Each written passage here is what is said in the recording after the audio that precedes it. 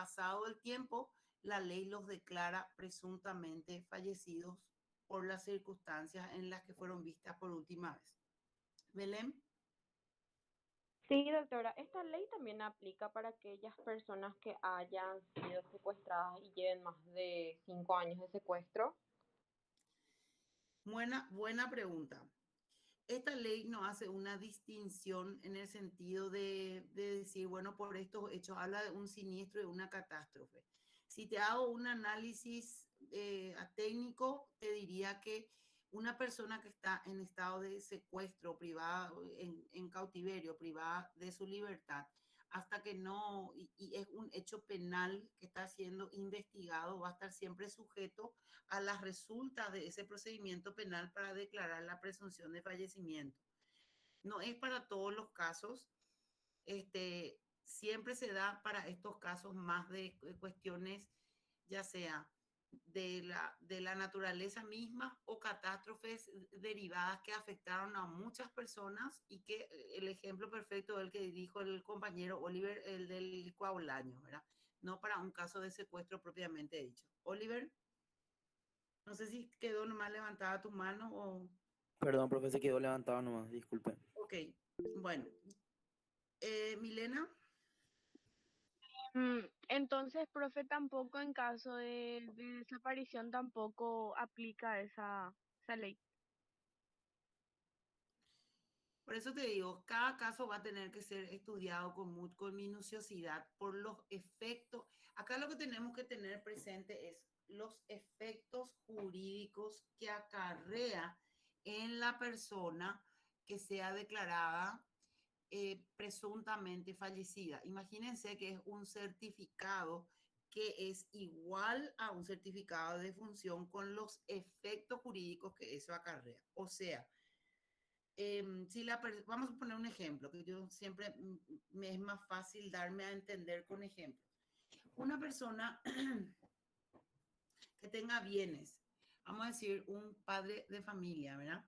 Que tenga bienes y qué sé yo, bueno, estaba por última vez en el supermercado, en el licuado del año, ponerle, ¿verdad?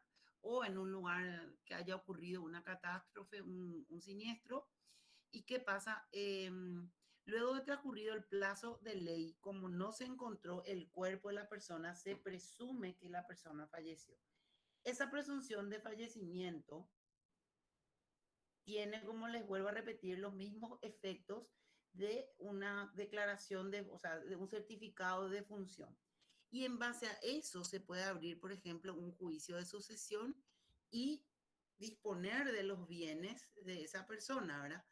¿Y qué pasa si transcurrido más años, ponele 5, 6, 8, 20, no sé, vuelve a aparecer esta persona civilmente está desprotegida de la ley porque ya no existe jurídicamente. Su cédula ya no, ya fue informada de que esa persona ha fallecido, sus bienes ya se hicieron una disposición de bienes, entonces tiene muchas consecuencias jurídicas para la vida civil de esa persona. Es por eso que la ley toma con mucho recelo declarar la presunción de fallecimiento por casuísticas que no están bien establecidas. Tienen que estar bien precisas o bien determinadas para poder declararlas. Bueno, el artículo 28 del Código Civil, por favor, les pedí que tengan la mano, vayan marcando, porque les vuelvo a repetir, artículo que nosotros desarrollamos y explicamos en clase del Código Civil o de la Constitución Nacional, perfectamente se puede preguntar en el examen. Bueno, ¿qué dice el artículo 28 del Código Civil?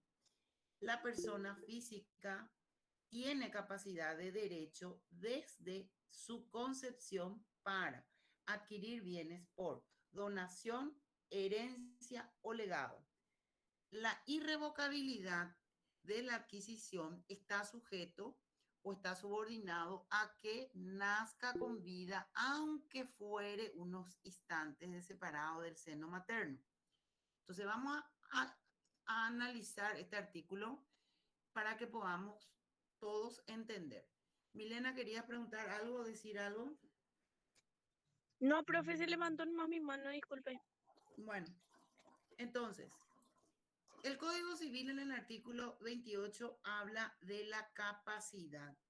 ¿Qué es la capacidad, señores? La capacidad es un atributo de la personalidad que determina o establece la posibilidad que ese ciudadano tenga derechos y obligaciones, que vamos a desarrollar hoy un poquito más adelante, que hay dos tipos de capacidades, ¿verdad?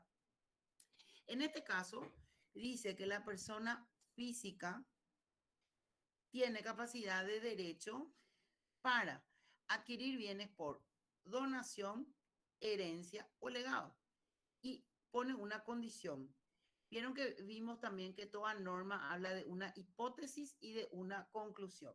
¿Cuál es la conclusión que establece la norma para esas hipótesis? Puede adquirir bienes una persona no nacida, ¿verdad? Siempre y cuando nazca con vida, aunque fuere instantes separada del seno materno.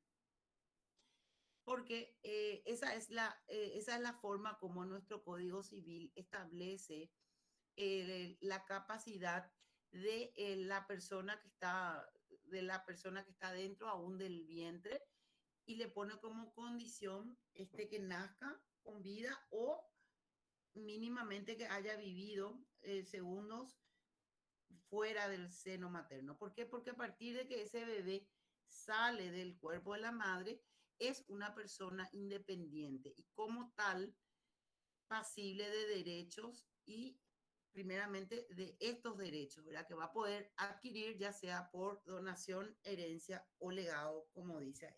¿Están entendiendo, verdad? Sí, profe. Sí, profe, se entiende. Bueno.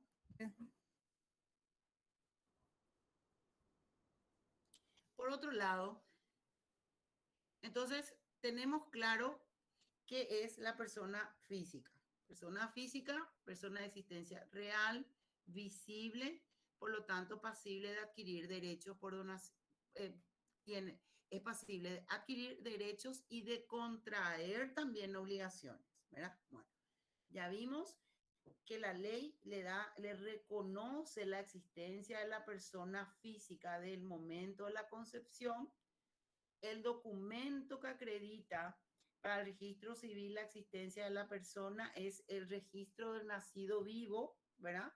Y hasta cuándo la legislación paraguaya habla o consagra de que existe una persona física hasta el momento de su defunción o de que sea declarado con presunción de fallecimiento, y ya vimos los efectos. Ahora, la persona jurídica. La persona jurídica es una ficción, una creación de la ley, es una creación de los romanos cuando hablaban de las primeras instituciones, y que esas instituciones tenían que tener representantes para poder realizar actos de la vida jurídica. Entonces, ¿qué es la persona, qué es la persona jurídica? Es una persona de existencia ideal, es una creación de la ley o una ficción de la ley. Sin embargo, son capaces de adquirir derechos y contraer obligaciones a través también de sus representantes. Ejemplo, una cooperativa, un banco, el Estado mismo, una municipalidad, etcétera. Todos estos son personas jurídicas y como tales son sujetos de derechos y de obligaciones, y realizan su actividad jurídica, esa persona jurídica realiza a través de sus representantes de estas instituciones. Las personas jurídicas entonces son distintas a los miembros a las personas físicas que forman parte de su directorio, pónganle, ¿verdad? Y por ello, esa persona jurídica va a tener un patrimonio de la persona jurídica y derechos y obligaciones de la persona jurídica administrados por las personas físicas que se encargan de la administración de esa persona jurídica. Los juristas modernos, allá en la actualidad, dividen o clasifican en dos categorías a las personas jurídicas, a las que son de derecho público, es decir, las que pertenecen al Estado, el ejemplo que les di, ¿verdad? El municipio, las gobernaciones, son personas jurídicas de derecho público. Y por otro lado también están las del derecho privado, las personas jurídicas del derecho privado. Y son, como ejemplo, tenemos cooperativas, fundaciones, sociedad anónima, SRL, como le digo, los bancos, etcétera. Son todas personas jurídicas del ámbito privado. Para avanzar, quiero saber si diferenciaron la persona física y la jurídica. Sí, profe. Sí, profe. Oliver, Sí, profe. sí, Oliver. Sí, profe. Voy a diferenciar Profe, que sería persona natural y jurídica. Solamente lo que quería saber nomás para aclarar cómo le podemos considerar jurídicamente a las personas que de repente no son actos de muchas cosas, ¿verdad? Que dependen de terceras personas, por ejemplo, ¿verdad? No sé si entiende la idea, la pregunta. Vamos a dar ahora eso enseguidita, pero no tiene nada que ver con esto. Eso que vos estás hablando es la incapacidad y vamos a dar enseguida. Eso es un atributo de la personalidad. Ahora yo creo que diferencia en persona física de persona jurídica. Esa es la pregunta. ¿Estamos? Sí, profe. Bueno.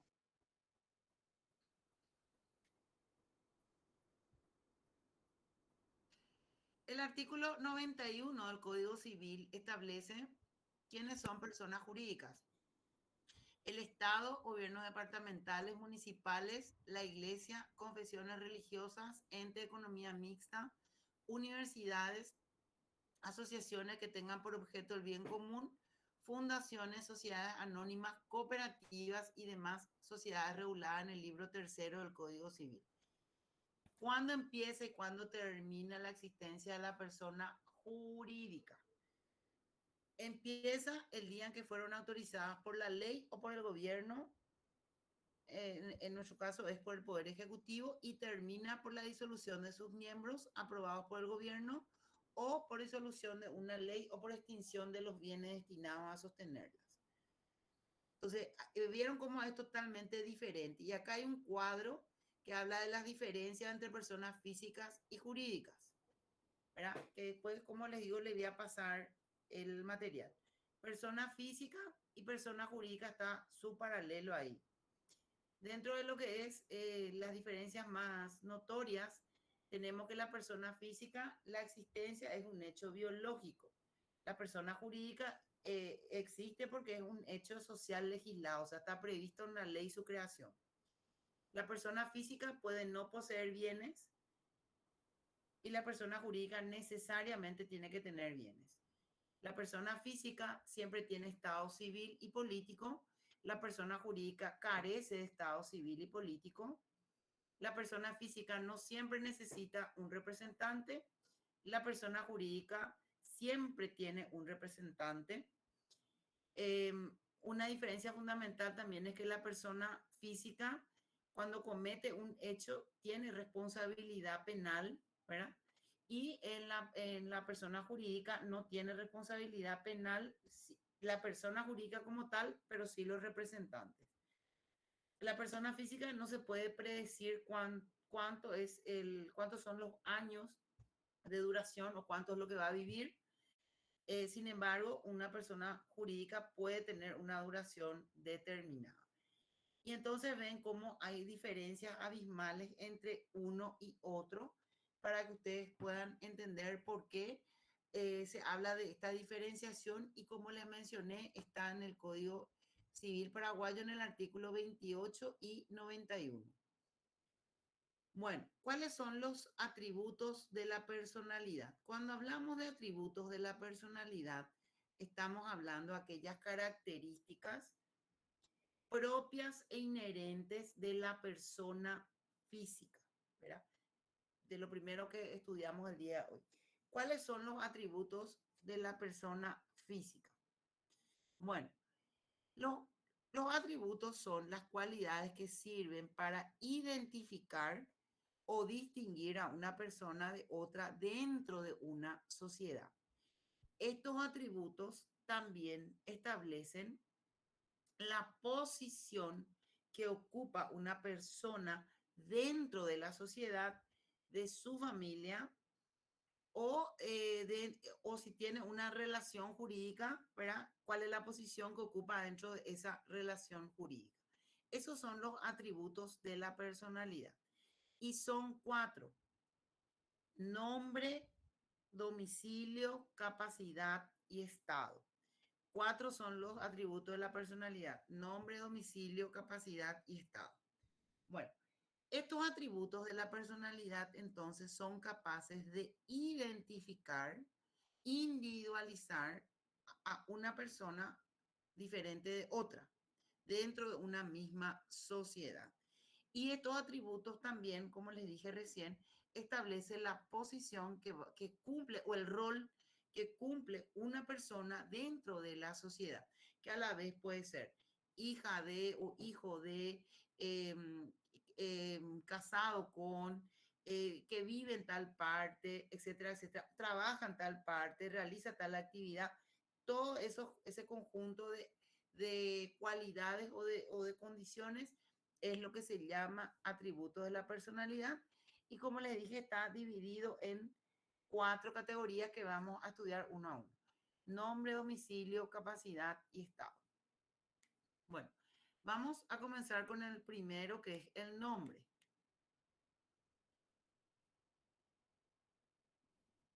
Bueno, el nombre es la designación que tiene una persona para ser conocida en la sociedad por ese nombre de manera habitual, reconocida e individualizada, ¿verdad? El nombre es de uso obligatorio y no puede ser alterado o modificado sino por una orden judicial, por una sentencia que lo haga un juez. Nuestro Código Civil le da una especial protección al nombre, porque el nombre protege los actos de la vida civil de esa persona, y el derecho también o la ley impide que un tercero utilice tu nombre como si fuese propio. Como tal, cuando nosotros decimos nombre en el lenguaje español, entendemos que es únicamente el nombre de pila de bautismo. Ejemplo: Susana, María, Margarita, Carlos, Ramón, ¿verdad? No. La definición de nombre en el derecho incluye o se compone con el nombre de pila de bautismo y el apellido o nombre patronímico, que es el nombre técnico del apellido. Esos dos componen el nombre. Entonces, cuando hablamos de nombre en el derecho, hablamos de que trae aparejado no solamente el nombre de pila de bautismo, sino también el apellido o nombre patronímico, como está considerado en la ley. Y dice que toda persona tiene derecho a un nombre que debe ser inscrito en el registro civil, ¿verdad? Yo les apunto. Ahí dice el artículo 42. Miren que estamos dando varios artículos del código hoy: 28, 91, ahora vamos al 42. Toda persona tiene derecho a un nombre y apellido que debe ser inscrito en el registro del Estado civil, y solo el juez, con justa causa, puede modificar este nombre, ya sea cambiarlo o hacerle una adición en el nombre o en el apellido. También rige el nombre para las personas jurídicas, que tiene que tener una constitución de un nombre que generalmente va a ser la razón social o el emblema que lo va a identificar o distinguir dentro de la sociedad. Entonces, el artículo del Código Civil nos lleva a darnos cuenta que no solamente le da condiciones al nombre, sino que le da el estatus de un derecho. Y ya expliqué por qué es un derecho, ¿verdad? Porque la persona, al formar parte de una sociedad, va a tener una actividad jurídica. Entonces, como tal, no es que se pueda cambiar nomás el nombre sin qué ni para qué, porque eso altera la identidad que tiene esa persona dentro de la sociedad. Es por eso que la ley le da esta protección, ¿verdad? Y establece que solamente un juez con autorización judicial, ¿verdad? Por justa causa, pueda ordenar que se modifique o se agreguen nombres o inclusive que se cambie el apellido.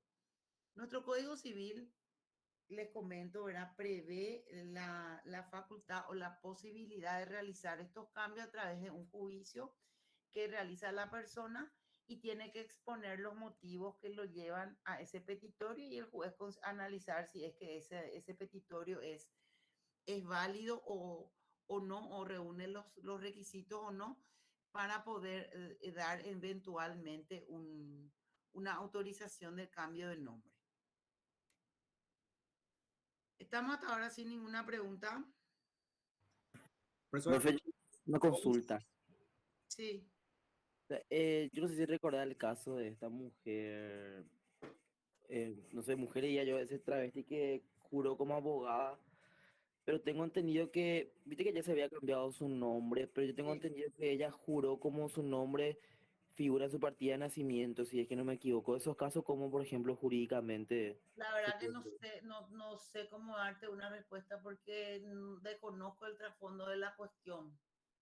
O sea que, te voy a decir, si la persona obtuvo el cambio de identidad, eso significa que un juez analizó la situación y ordenó el, el cambio, evidentemente, del nombre de esa persona, y esa resolución judicial tiene que ir a todas las instituciones de la vida civil, empezándolo por el documento de identidad, que es lo básico que tiene que tener una persona para vivir en sociedad, para relacionarse o a tener actividad jurídica, ¿verdad? Entonces, sin conocer el fondo de la cuestión, porque la verdad que he visto así en las noticias, pero no sé cómo juró realmente, si con su nombre de varón o con su nombre de mujer, desconozco, por eso no puedo decirte, pero lo que te digo es que la persona que realiza un cambio de nombre tiene que tener todos los recaudos de poder llevar estos oficios que se hace a través de unos informes, comunicaciones a las instituciones para modificar o cambiar todos los datos que se relacionen a esa persona. ¿Entendés? Adrián. Me gustaría hacer Adrián. una consulta, doctora. Con respecto al tema de esas personas, o sea, que son, vamos a decirle, mal llamadas transvestis o transexuales, ellos pueden ejercer, digamos, viste, ellos muchas veces te exigen que le trates de ella en vez de él, qué sé yo, en casos, ¿verdad? Y ellos pueden denunciarnos por o sea, el simple hecho o sea, por no tratarle de él ni de ella en este caso. No sé si me entendés, profe. Sí, entiendo perfectamente. Bueno, yo creo que eso forma parte, sí, sí, de que hay una corriente, a ver, de que hay una corriente a nivel Paraguay y a nivel mundo de todas estas tendencias que vemos ahora como realidad, ¿verdad? Existen. Ahora bien, nosotros tenemos que centralizarnos en lo que es nuestra clase, ¿verdad? Yo quisiera nomás manifestarle que el cambio de nombre, así como nosotros estamos dando, no se da necesaria o únicamente para este tipo de casos como el que estamos hablando, que los dos compañeros están mencionando, ¿verdad? Sino que también se da o originariamente esta ley, el motivo, enseguida te doy la palabra, Rodolfo, el motivo por el cual esta ley fue aprobada en su momento, ni remotamente tenía previsto para las casuísticas que eventualmente se pueda utilizar hoy. Pero evidentemente al estar en la ley se puede utilizar también, ¿verdad? Ahora, inicialmente, o el origen de estas autorizaciones legales, por decirle, ¿verdad? Era para casos en los que la persona, porque su nombre de pila o de bautismo le causaba molestia, era sujeto de burla o lo que fuere, qué sé yo, ponerle que se llamaba, no sé, Sinforiano, ponerle, ¿verdad? O no sé. Entonces, probaba esa circunstancia ante el juez y el juez analizaba y daba la autorización del cambio. O personas que por algún motivo quieren eliminar el apellido de uno de los progenitores de su nombre, que incluye el apellido, y dejar solamente el de un progenitor o adicionar el del progenitor que no lo había reconocido, por ejemplo, en un primer momento y después le reconoció con el tiempo. Esas eran las condiciones por las cuales nuestro Código Civil autorizó la, la creación de un derecho a que toda persona tiene el derecho a un nombre y que solamente puede ser cambiada por una orden judicial. Antes de darle la palabra a las preguntas que haya, les voy a decir también otra cosa. Resulta ser que cuando nosotros hablamos de que una persona nacida con el sexo, ponele, masculino, quiera cambiar de nombre y de identidad, porque no es solamente un cambio de nombre, a lo que dijo el compañero, ¿verdad? Es un cambio de sexo también, que forma parte de otro atributo de la personalidad. Entonces, evidentemente, ¿lo puede hacer la persona? Sí lo puede hacer, pero es un juicio que tiene que hacer y acreditar todos los extremos para que en la cédula, que es el primer documento que tiene esa persona de validez jurídica, tenga relevancia y a través de eso, verá si el juez autoriza, entonces ya todos los otros documentos y en la vida civil va a ser el cambio real de nombre, pero es lo que, vamos a ver, ¿cómo les explico? Es lo que podría tener una trascendencia más actual de esa ley que fue elaborada hace años atrás. Rodolfo. Rodolfo. Sí, profe, disculpe la interrupción. Sí, Sí, no sé quién quería hablar, Rodolfo, hola, ¿me escucha? Marcia. Sí, primero Rodolfo, adelante. Sí, sí, profe, yo quería contar nomás, yo estaba trabajando en la Secretaría General el día del juramento, o sea, cuando juró esta persona, la trans. Y así como dice, ella juró con su nombre de hombre, porque así estaba en su cédula de identidad, en realidad juró como hombre esa persona, mujer, porque acá en el país todavía no hay cambio de género. Eso es lo que yo le digo, hay una diferencia, gente. Hay una diferencia entre lo que es el cambio de nombre. Por eso le digo, no, esa ley que nosotros estamos estudiando ahora del Código Civil, artículo 41, 42, que habla del Código Civil, habla para, o sea, originariamente fue elaborada para estas casuísticas que le estoy mencionando, ¿verdad? Que hacen también parte de la vida civil. Rodolfo, vos estás por la Secretaría General de la Corte. Estaba ahí, profe, con el doctor Gonzalo. Ahora me fui con él en el Tribunal de Cuentas, estoy. Ah, ya, perfecto. Bueno, Marcia y después María Victoria creo que quieren hablar. Adelante. Buenas tardes, profe. Sí, te quería consultar. En el caso de que queramos cambiar nuestro apellido y nuestro nombre, ¿es necesario tener el permiso, digamos, de tu mamá o de tu papá? Si es que no tuviste nunca conocimiento ni contacto con él y te abandonó desde que naciste, te reconoció y te abandonó. No. Para que la persona pueda presentar, tiene que ser mayor de edad y acreditar. Y del momento que vos, ahora vas a entender, del momento que vos sos mayor de edad y no estás impedido por ninguna circunstancia que te inhabiliten, ¿verdad?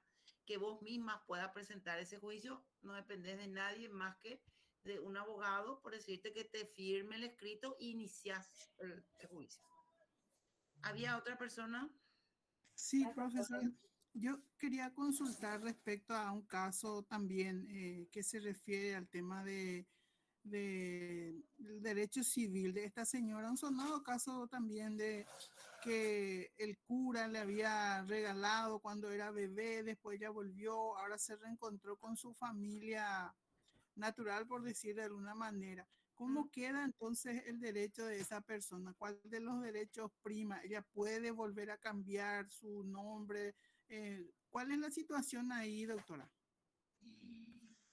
Dame más datos porque desconozco lo que me estás hablando, mi Y, reina. y Si hablamos de que la partida de nacimiento es lo que acredita el derecho a la persona, Sí, entonces esta persona fue reconocida por personas extranjeras, pero después viene y le encuentra a su familia, o sea, ella ya, busca a ok. su familia. Entonces tiene que hacer un juicio de ADN. Primeramente tiene que hacer el juicio de ADN de sus parientes sanguíneos, ¿verdad?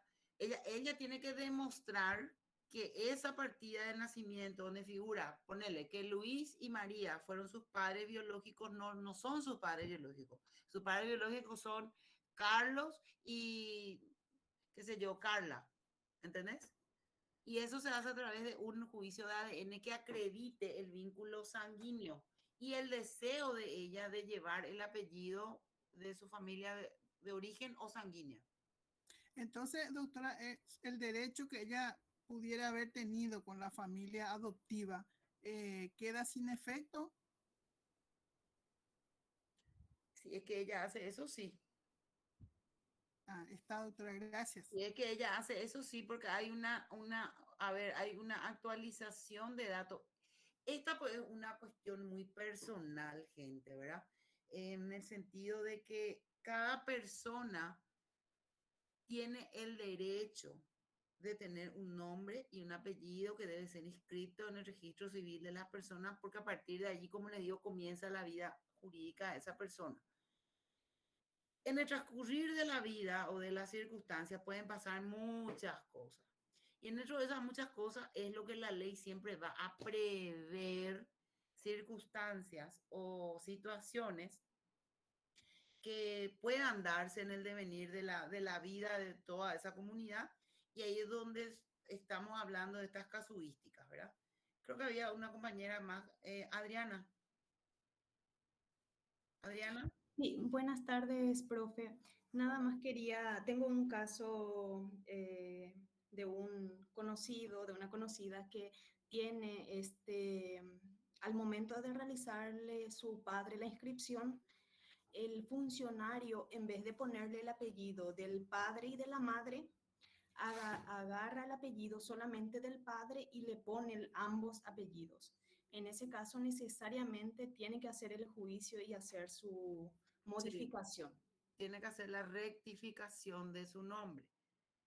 La rectificación. Si tiene una madre conocida que le reconoce también a la criatura. Bien, nosotros podemos hablar toda la noche de la casuística de este tema del nombre, ¿verdad? Porque casos hay miles. Y yo no estoy en el fuero civil, ¿verdad? Pero sé de que hay muchísimos casos y ahora tenemos más casos todavía, ¿verdad?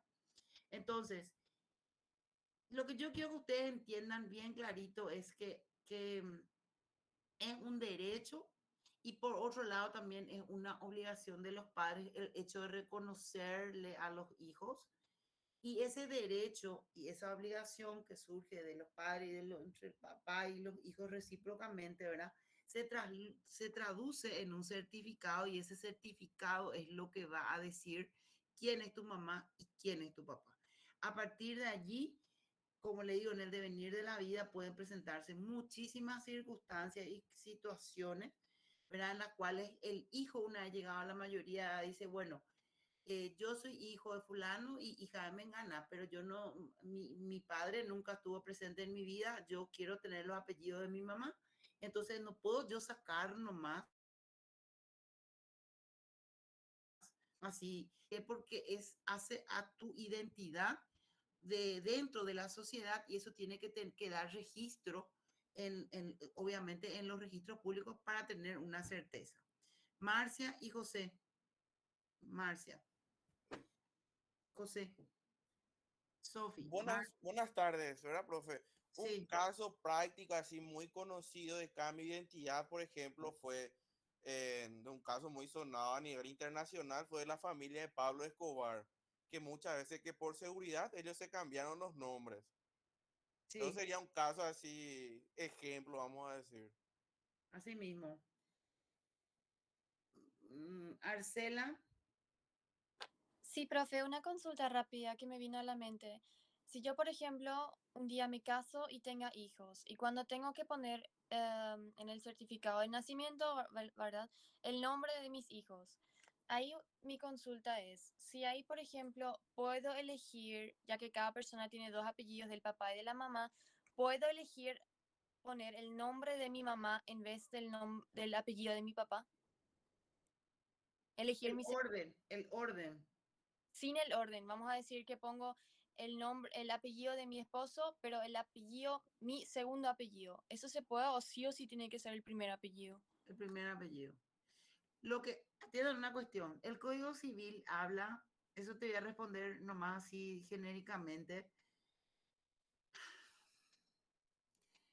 Siempre nos tomamos el tiempo, en todos los años lo mismo, llegamos a la lección 5 a esta parte y tardamos un poquito en avanzar porque la gente tiene mucho interés, yo entiendo, ¿verdad? A ver, el Código Civil establece que papá y mamá pueden elegir el orden de los apellidos de sus hijos, pero una vez elegido para el primer hijo un orden, ese orden se tiene que respetar para todos los demás hijos. Vos no podés alterar tu orden para traspasar a tu hijo. Si tu idea es traspasar a tu hijo, vos tenés que cambiar primero tu orden. Porque en tu cédula figura, no sé, González López. Y vos querés ponerle López. No podés ponerle López nomás de onda.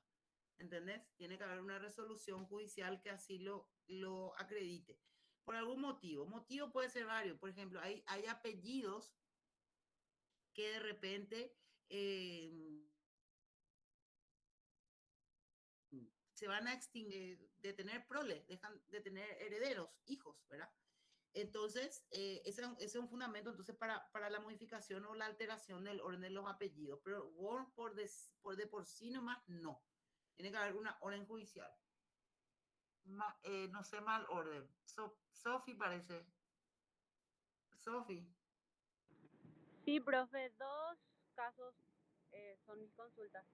Uno referente a lo que dijo recién la compañera, eso es hace un tiempo nada más, ¿verdad? Porque mi papá particularmente tiene el segundo apellido de su mamá, no tiene el primer apellido de su mamá.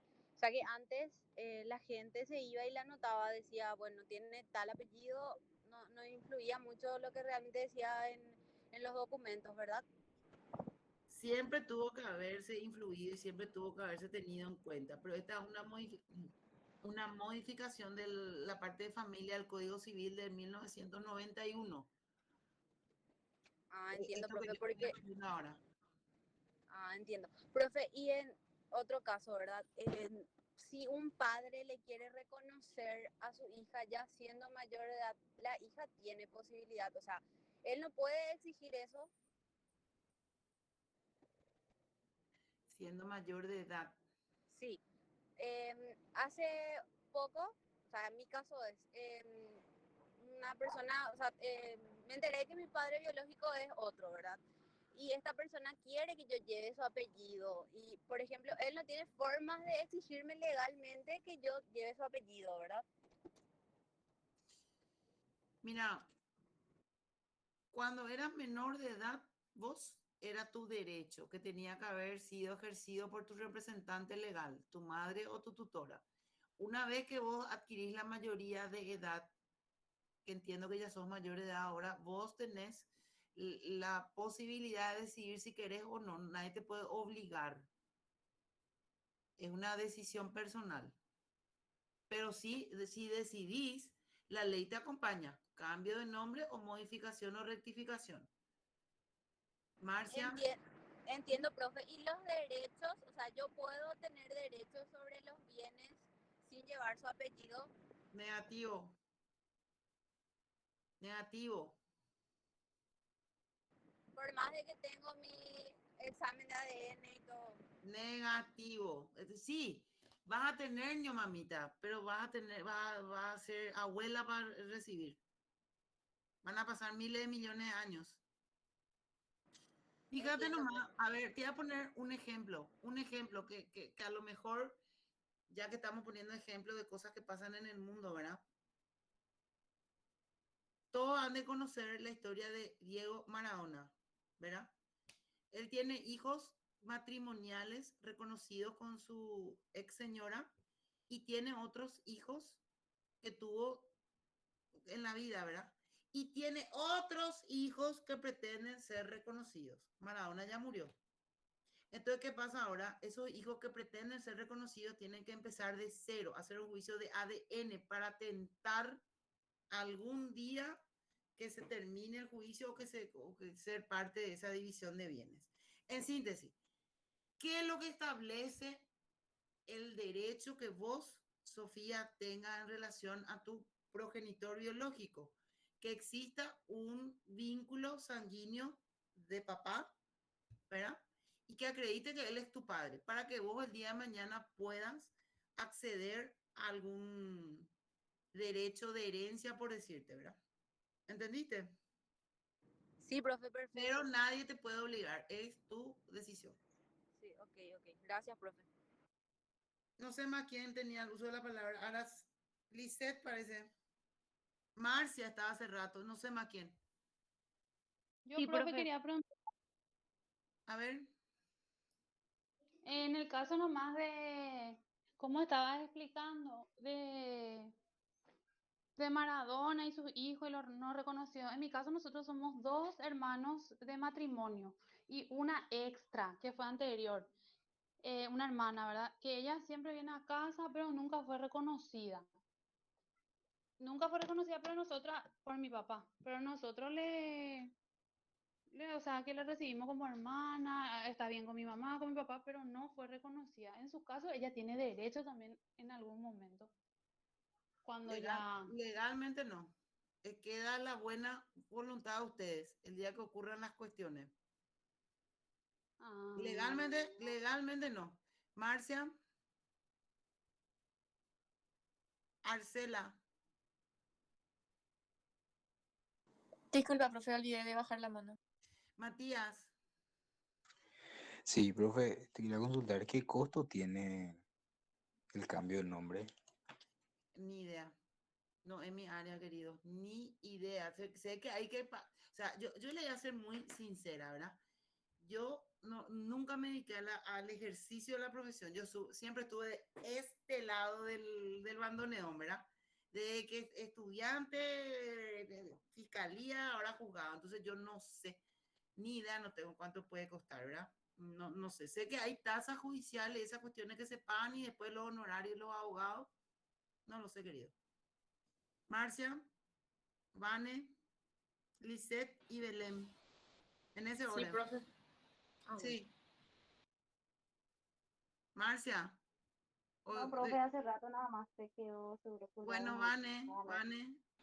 Sí, profe, yo tengo una consulta. ¿Cuál sería el castigo o la pena o cuál sería el nombre preciso para las personas que no cumplieron la obligación de reconocer a su progenitor, digamos, A su en progenitor, el a su tiempo? descendencia. Sí. ¿Hay alguna pena, algún castigo para esa persona que tiene la obligación de reconocerle o no existe? Bueno, no hay una pena así para ese tipo de hecho, por decirte, ¿qué me decís? Una persona que tiene un hijo que no lo reconoció nunca y ella es mayor de edad, ¿verdad? Si hay alguna sanción, no. Sí, profe, sí. No. No hay nada. Lo que se hace es mucho ahora el famoso juicio de ADN, ¿verdad? Y ese ADN es el que determina con certeza científica el parentesco biológico o sanguíneo que tenga la persona que reclama con con el padre, vamos a decir, porque vamos a ser claros, gente, también, ¿verdad? Siempre van a ser los hombres, los varones, los arrieros, los que van a tener este tema de ADN, porque la maternidad no se discute por lo general, porque la mujer es la que queda embarazada, la mujer es la que tiene en su panza la criatura, ¿verdad? Ahora, la paternidad pues, es una cuestión de fe. Te dice que está embarazada, ¿verdad? Pero te dice que está embarazada. Entonces, el ADN es la prueba madre. Pedro, así con ese papá, cuestión de fe. Entonces, Cierto, pues. así mismo. Bueno. Por prestación alimentaria, en todo caso, lo que se le puede demandar ahora. Mamita. Generalmente estas cuestiones de ADN em, surgen en el devenir de la vida y cuando hay herencia del progenitor. Raramente se va a ver que se hace un ADN a una mujer por una cuestión meramente biológica, más allá de que yo tengo la bendición de ser mujer, ¿verdad? Digo nomás que es una cuestión biológica, esto no es una cuestión de cosas, ¿verdad? El tema es de que el ADN es la prueba científica que te determina con grado de certeza si es o no es hijo tuyo, ¿verdad? Bueno, y generalmente se da a los efectos de una herencia, por ejemplo, ¿verdad? Y cuando la criatura es chica y comienzan estos juicios de filiación, se hacen a los efectos de la prestación alimentaria. Sobre esto le voy a dar un poquito mi parecer, ¿verdad? La ley establece un derecho que tiene el menor, el niño, de ser alimentado y cuidado por sus progenitores, ¿verdad? ¿Qué pasa? Cuando papá no reconoce la criatura, entonces la mamá, que sabe quién es el padre, le va a iniciar un juicio a ese varón, un juicio de filiación que va a tener que acreditar a través de un ADN que es hijo de esa persona. Primero eso para después reclamarle la prestación alimentaria. Y esa prestación alimentaria va, o sea, está contemplado en la ley que cubre inclusive el tiempo prenatal. Es decir, hasta ahí se puede ir el reclamo, vamos a decir, de pago de esa criatura en estado de gestación y a partir de ahí una mensualidad, aunque haya pasado mucho tiempo. Pero el juicio tiene que empezar cuando el chico es menor para este tipo de casos donde sí hay una sanción. Y para contestarte nomás, Vane, ¿verdad? Sí hay una sanción. En Paraguay solamente te vas preso por deuda por dos motivos. Uno, porque no pagas tu prestación alimentaria a tu hijo menor. Y dos, porque no cumplís una fianza judicial que te impone un juez de la República. Esas son las dos cuestiones que por deuda, así que le dé plata a alguien, vos te vas preso. ¿Estamos? Eso para que tenganlo claro. Y la opinión, la opinión que yo les quería dar es nada más que decirles, ¿verdad? Que como nuestro Código Civil bajó la edad de mayoría de edad de 21 a 18, entonces la obligación del padre biológico es hasta los 18 años de pagarle una manutención a su hijo, ¿verdad? Pagarle una manutención económica. Al cumplir los 18, se la vila al mundo, ya no tiene obligación. Mi opinión particular, pero no pasa de ser una opinión, ¿verdad? Es que en ese aspecto se tendría que considerar y volver a los 21 años. ¿Por qué? Porque un chico de 18 años sale del colegio y no sabe a dónde se quiere peinar. No es capaz de mantenerse él solo, en la mayoría de los casos. No es capaz de mantenerse, no es capaz de... Y los gastos continúan para la que quede o la familia que le tiene que mantener a ese chico, ¿verdad? Pero esa es mi opinión nomás. Yo les digo mi opinión particular, ¿verdad? Pero lo que dice la ley es lo que yo les enseño. Bueno, no sé quién más era, chicos. Junior. Cierto, profe. Sí, profe, quisiera hacerle una pregunta. Yo tengo el caso de una chica, ¿verdad? Que quería demandarle al papá de su criatura, pero el papá de su criatura está en la cárcel ahora. En ese caso, ¿quién va a pagar la prestación Los alimentaria? padres Los o familiares. el tío, sí. Sí. Los padres o si no, los tíos tienen que pagar la prestación Tienen que alimentaria. pagar, sí, señor. Esa persona que está presa está impedida legalmente de tener actividad, o sea, vida jurídica. Pero la obligación, ese niño pues no puede esperar que papá salga de la cárcel, tiene que comer hoy. ¿Entendés? Claro, y viste que la chica tiene 2 hijos y llegaron a un acuerdo verbal con la abuela de que uno se va a quedar con su abuela y el otro va a tener la chica. Mm. Y entonces tiene que pagar nomás sí, sí o sí los familiares de la chica. ¿Qué es lo que tiene que pagar? O sea Y que le la va a prestación hacer, alimentaria. y claro, querido, si son dos chicos,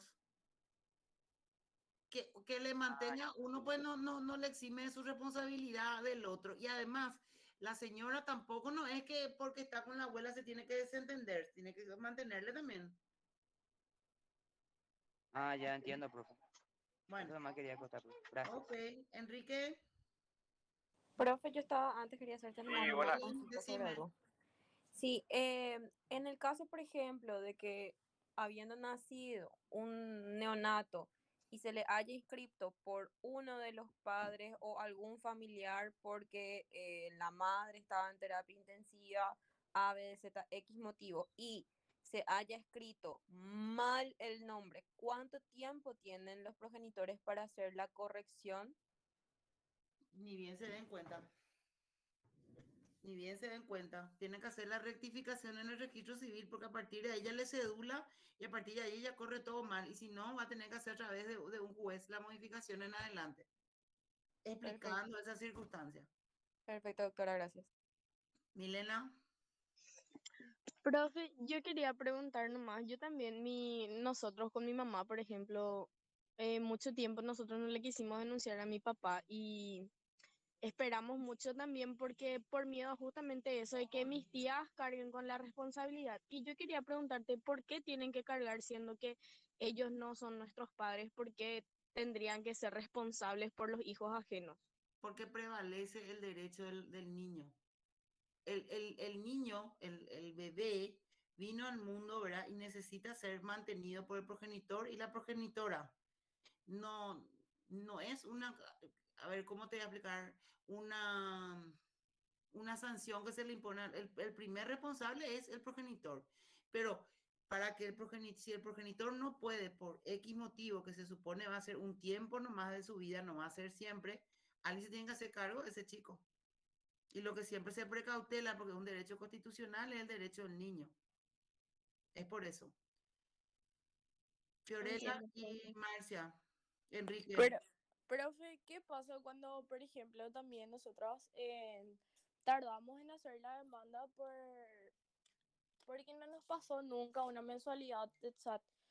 Mi mamá tuvo 3 hijos con mi papá y hace 8 años se fue de la casa y nunca nos ayudó ni nada. Y ahora, después que pasaron 7 años, mi mamá decide demandarle. ¿Qué pasa? Él tiene que pagar todos los años que no hizo nada.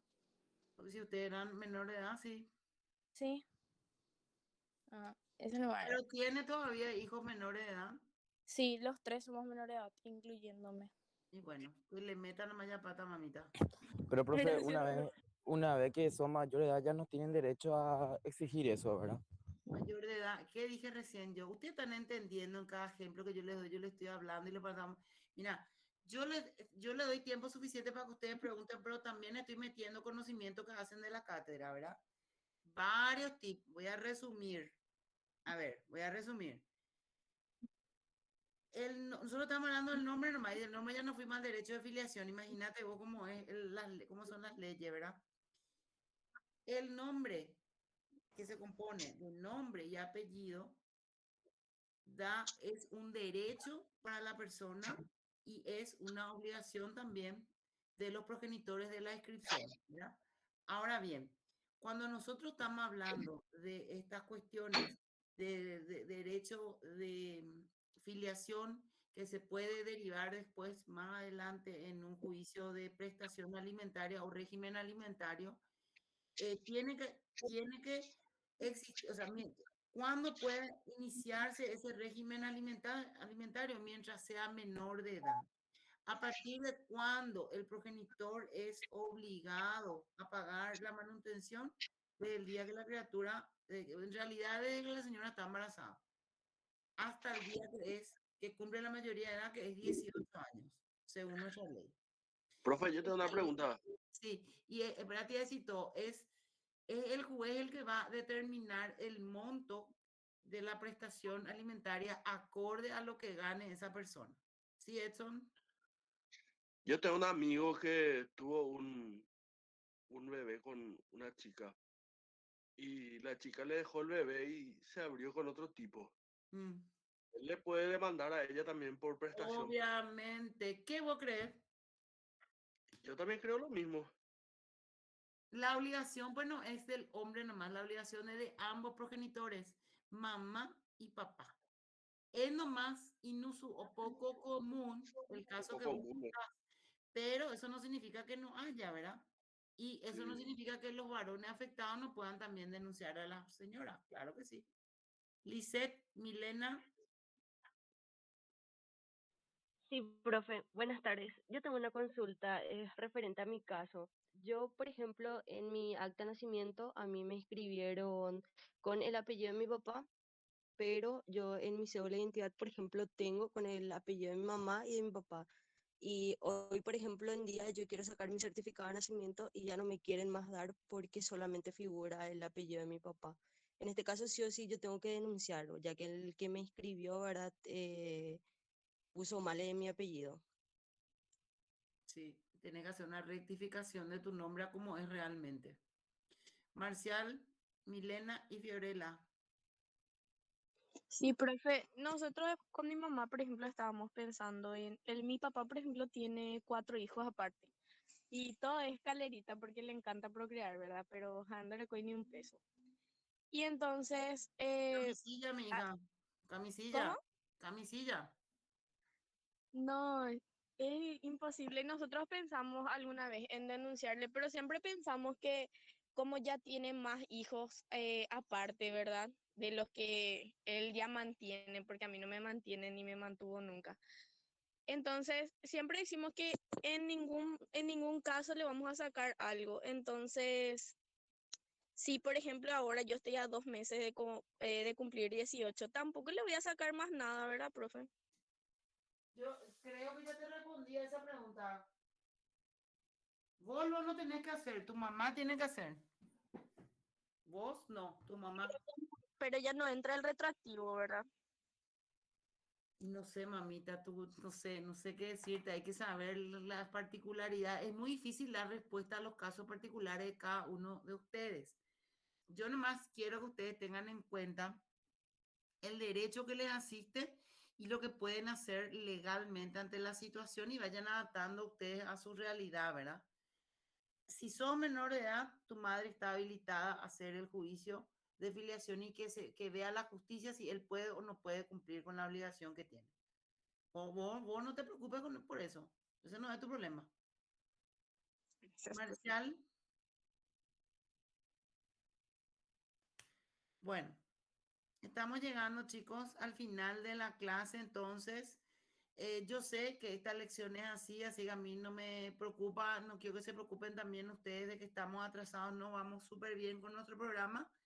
Entonces yo le voy a ir pasando hasta donde dimos nuestro PowerPoint para que ustedes puedan ya refrescarse y nos vemos el martes que viene porque el jueves tengo reunión de docentes. Acuérdense, por favor, de poner su asistencia, ¿sí?